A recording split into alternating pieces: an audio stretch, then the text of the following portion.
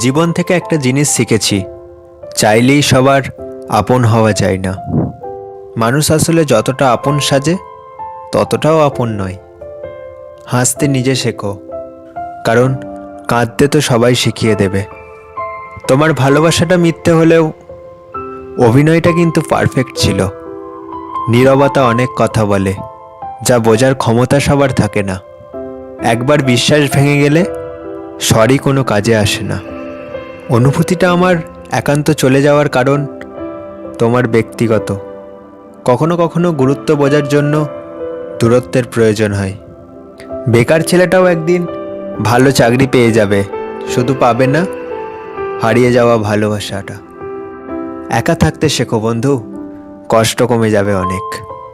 জীবনের একটা গল্প লিখতে বসলাম, দুঃখগুলো লেখা শেষ, কিন্তু যখনই সুখ লিখতে যাব ঠিক তখনই কলমের কালি শেষ। এটাই জীবন। সকলে বরং রঙিন দেখুক, হৃদয় থাকে না ক্ষত।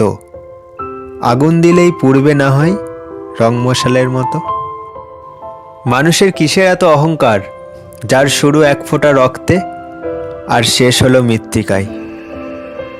পারফেক্ট কাউকে চাই না, বিশ্বাস করা যায় এমন একজন হলেই হবে।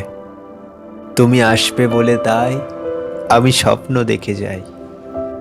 যে কথা বলি বলে মূল্যহীন ভেবো না, পেয়ে গেছে সে নতুন ঠিকানা, তাই আর যোগাযোগ হয় না।